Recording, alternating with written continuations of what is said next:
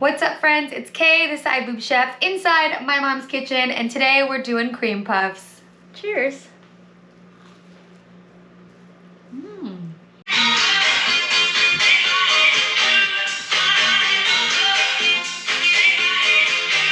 Starting cream puffs, we need to make a pâte à choux. And that's what's gonna turn into the outside pastry for, oh, that's the choux pastry. That's what is the choux pastry. In English, it's choux pastry, but in French, it's Pâte à choux. perfect. So we're gonna start, and how we make that is we get a half cup of butter or 1 stick. We add that to a pot.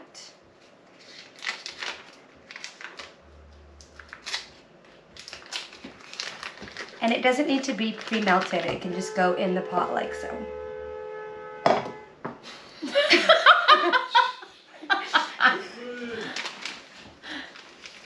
Okay. Then we do a half cup of water.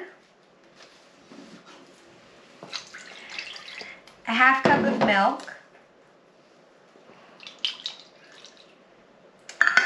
About a tablespoon of sugar. And just a pinch of salt.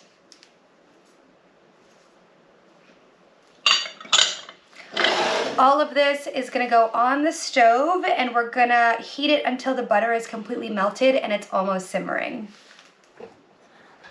While your beginning makings of the choux pastry are sitting on the stove and you're waiting for all of that to heat up, you can sift yourself 1 cup of flour. So we'll go ahead and do that, because this is gonna be incorporated as soon as the butter has melted and everything's kind of simmering on the stove.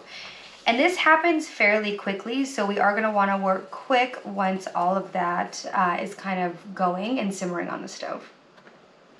Once the butter is melted, you're gonna notice that it's gonna start simmering. Once the pot starts simmering, you're gonna wanna move this to a low heat. After that it's at a low heat, we're gonna wanna start incorporating the flour. So what's gonna happen here is the flour is gonna get incorporated, and we're gonna mix, mix, mix, and we actually wanna cook the flour. So we mix this in, keep going. You're gonna wanna constantly be mixing. If you are doing this by yourself, you wanna make sure that you do have a steady stream of flour coming in and that you are mixing constantly. So we mix, it's gonna turn into this lovely paste. We're gonna wanna push it down in the pan, push it against the sides, and really form it into a nice dough ball. Make sure all the raw flour has been incorporated. And see how it starts sticking together? There we go. Yes. I actually think that this is about ready to come out. You're gonna see it turns really smooth and nice in the pan. And we don't wanna cook it too much. We don't want it to turn into bread, but we do want it to be nice and smooth. So we can turn it off the heat and transfer this into a bowl. If you wanna put it over here, and we can transfer this into a bowl where we're gonna let it sit and cool for a few minutes until it's ready to be handled by hand. While we're waiting for our choux pastry to cool, what you're gonna wanna do is get 4 eggs, and you're gonna wanna get those beaten. You do want the beaten. You're not gonna use the whole thing in your choux pastry, but basically what this is used for is to make it really nice and creamy so that it can be piped out onto the baking sheet. The rest of it is actually gonna be used as an egg wash for when you bake them. It gives them that really nice golden color upon baking once they get all nice and fluffy. The reason that we want to wait for the choux pastry to cool before we put the eggs in is because we actually want the eggs to make the choux pastry creamier, as opposed to making scrambled eggs inside the choux pastry. So we are going to cool that choux pastry, beat the eggs, make sure the choux pastry is cool, beat the eggs into it, and we're not actually gonna use all of the eggs. We're only gonna use some of them because the rest of it is gonna be used as an egg wash on top for when we bake them to give them that nice golden color on top. Once your choux pastry has cooled enough so you can handle it, and you can kind of feel there's not too much heat coming off of it, we're gonna add our beaten eggs. Again, you don't want to add all of them. We're going to add a little bit at a time until we reach a really creamy and smooth consistency that's able to be pipeable, and you're still going to be able to see it kind of hold itself up. So let's add a little bit of eggs. Shall I use a spoon? Sure. To incrementally add? Yeah. And if you're doing this by yourself, again, just add a little bit at a time. Add it in there. We're going to probably add most of it, so I don't know if it has to be that little by little, but you know, incremental. Sure, yeah, let's do that. Okay, that's good. Let's incorporate that. See, we're getting it really nicely in there. It's starting to turn a little bit creamy. Okay, we can add more. That's good. Again, it's gonna look like a mix, but not necessarily like a pancake mix. It's gonna hold the shape a little bit better than that. Okay, we can go ahead and add some more. There we go. That's actually looking more like it. Yep.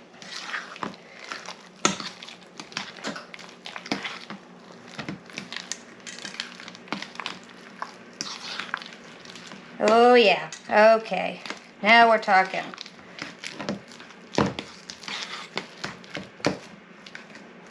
It's nice, it's thick, but it's pipeable. You got that creaminess in it. All right, it's time to fill our piping bags. Oh, that didn't work as well as I thought it would. It's stuck, okay. Same thing with this one. What's up with these scissors, man? Here you go. Okay, there we go. And then we're gonna pipe these on our sheets. Again, about 2-inch mounds, and they're gonna be 2 to 3 inches apart. So we can do something like this. Cool, yep. Once you have your choux pastry all lined up on your baking sheet with parchment paper, you're going to want to take a tiny cup of water. It doesn't have to be a big cup of water. I think that's okay. I think it's fine. Trying to salvage it. So take your tiny cup of water. You're going to dip a finger in. It doesn't really matter which finger, and we're going to put those peaks down. We're going to set those peaks down so they're not as pointy on top. So we're going to take the rest of this egg and we're going to egg wash all of them before we put them in the oven. So we'll do just a quick little one of these on everyone. Perfect. Now that we've got the egg wash on them, it's time to put them in the oven at 400 degrees for 20 minutes or until they're nice and golden brown on the top. Some of ours might cook faster than the others considering they're a little bit tiny, but we'll see how they look when they come out. So let's start by hooking up our KitchenAid mixer. We're going to put 2 cups of heavy cream into our bowl. I'm going to prep this while you do it.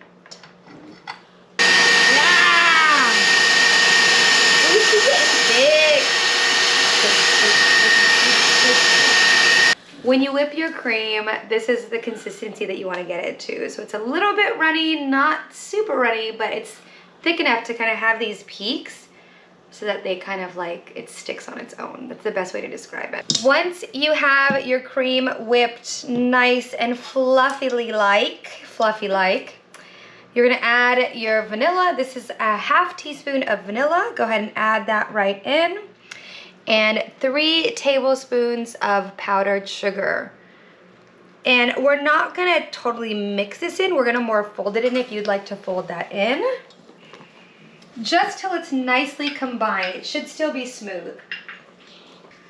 Once your cream puffs have been taken out of the oven and cooled, and we've cooled our Chantilly cream, now it's time to fill them. So we're gonna be taking these to a party, which means we're gonna be putting them in these containers once they're filled. If you don't have a little doohickey like this one to fill your cream puffs, that is okay. You can use just a resealable bag like we used to pipe these out onto these baking sheets. And So they turned out really good anyway. They did. They turned out really good anyway. I don't know exactly how we're gonna get this in here, to be honest, because these are kinda. I might have a small. Kinda difficult. We're gonna try to get these in here. So what we're gonna do, we're gonna take our cream puff and we're gonna take our cream, stick that right in there. You're gonna pipe it in until you see it start to fill up, and that's how you know the cream puff is done.